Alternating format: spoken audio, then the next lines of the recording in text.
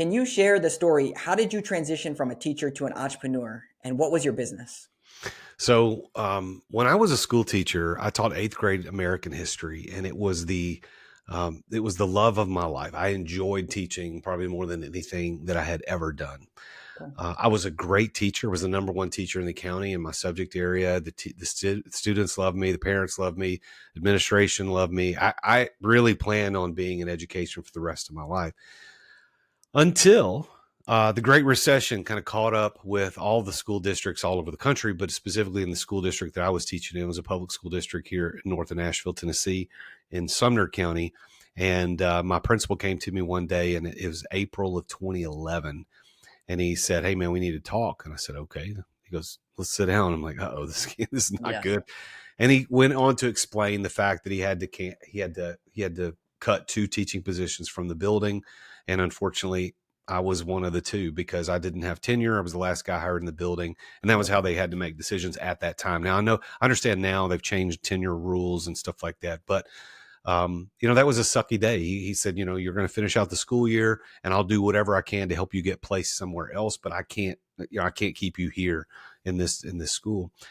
I went after I got off school that day, I went to my wife's office, and she was sitting behind the desk and she was working away. And I didn't know it at the time, but she had a bad day. I really wasn't paying attention to anybody else at that moment because I was dealing with my own Yeah. mess. So I wasn't really being perceptive of my wife's mood and her facial, what she was revealing in her face. And she goes, what are you doing here? And because it was not normal for me to stop by her office. Mhm. And I told her, and of course, then I could see it in her face. The blood drained out of her face, and eyes got big. And she said, "Well, what are we going to do?" And I said, "I don't know. We'll figure it out." Mhm. That day turned into weeks and months of just trying to figure out what are we going to do. And of course, at first, I thought, well, I'll just have to go into the corporate world, get a job somewhere because nobody was hiring teachers. Right. I did apply for teaching jobs, but I couldn't find one anywhere. So your question is, what business did I go into? Well, Yeah. I had a year prior to that, I had started a company called Future Vision Energy with a friend of mine at his insistence. And we were doing energy efficiency stuff like with hydrogen generators and ethanol stills. It's crazy stuff, right? Yeah. Yeah. I didn't know anything about any of this stuff. It was just kind of cool. Um, and at that time, out of sheer desperation, I was just looking for, well, I've got this energy company. What could I do with it that would actually make some money? And so I LED lighting came as an idea. I thought, well, that's kind of energy efficiency. Mm. And that's what I did. So I started looking in that, and I told my wife, I said, my last paycheck from the state is going to be on August the 15th of this year, this 2011.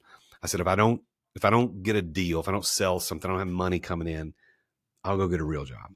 Yeah. And on August the 12th, I closed what turned out to be a multi-million-dollar LED lighting project in Wow. Middle Tennessee. And that was it. Here I go.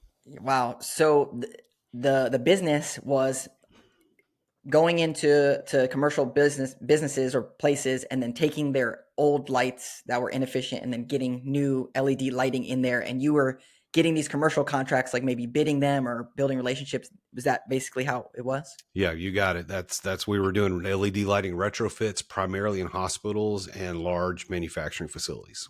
Okay. And so as you're scaling the business, were you the sales guy and the were you taking the light bulbs out and putting the new lights in? Like what did that look like? I didn't do the installation, but I did everything else. I sourced it. I did the project preparation work. I did the project management work. I ordered the materials. I managed the crews. I was lucky enough to be introduced to an electrician here locally in the Nashville area who was very, very keen on getting involved in this business from a labor standpoint. So I just hired his crews to go do it, and they were fantastic. But I did everything except install the lights. Okay, so the listeners' ears perked up when you said multi-million-dollar commercial contract and you got it and you didn't know what you were doing. So, Yes. did you build out any best practices, or like, hey, how can we go get more of these whales, or like, what do you have any takeaways on how to get those deals? Well, yes, I mean, we actually, I everything I was doing was looking for big deals. So there was another story. That particular project that I got on August the 12th was a regional hospital here in Middle Tennessee. And the way I was able to get in is that my business partner at the time, who was a minority business partner, like 5% owner of the business, and he was really only there at 5% ownership because he had loaned me some money to get the company started with my other friend a year prior to all this. And but he knew the CFO at this hospital. And Mm. so that was the intro that was necessary for me to get to the table. And then from that point forward, I just kind of took it and ran with it. So knowing people, of course, is a really important thing. Leveraging those relationships, looking for who you know, because your net worth is going to be your net work. And Mm. so I had to leverage my network. The next deal, big significant deal we got, was with a large clothing manufacturing company that everybody would know the name of. They're on television all the time. They're a huge international company. Mm. And they had a large distribution center here in the Middle Tennessee area that I drove past literally every day. It was in my town. And I thought, they probably have a lot of lights. And so I just cold called them. Like I literally just, I'm driving my car down the street and I stopped at a red light. I Googled their name, and like on the 7th or 8th page of Google, I found a phone number, because they like their distribution centers are going to have a Yeah. phone number listed. But I did find a number and I called it, and the guy answered. He said, IT. That was how he answered the phone. So I had found an internal number. And I said, man, I've got a crazy question for you. I said, I live here in the town and I drive by your building all the time. It's huge.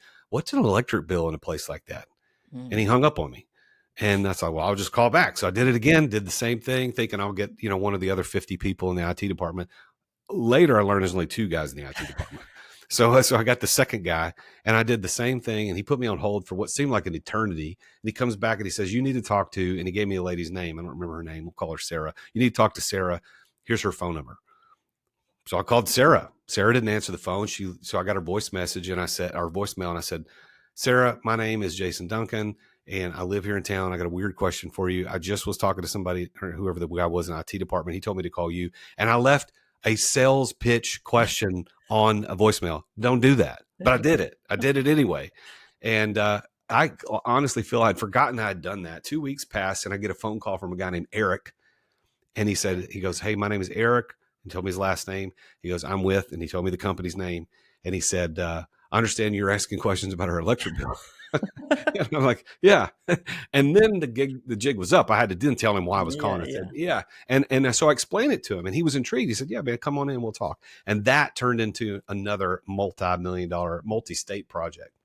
Hey there, it's the real Jason Duncan. Thank you for watching this video. If you are an entrepreneur and you've ever thought about what it's going to be like when you get ready to exit your business, I'm the guy you want to follow. So make sure that you've subscribed to this channel and go check out the link in the description, therealjasonduncan.com. Check out the resources I've got for people just like you, as an entrepreneur who's trying to get his life back, get her life back, get your time and freedom back.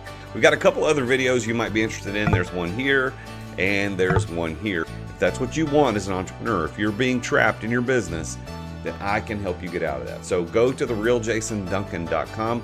The link is in the description, and check out one of these videos. I'll see you next time.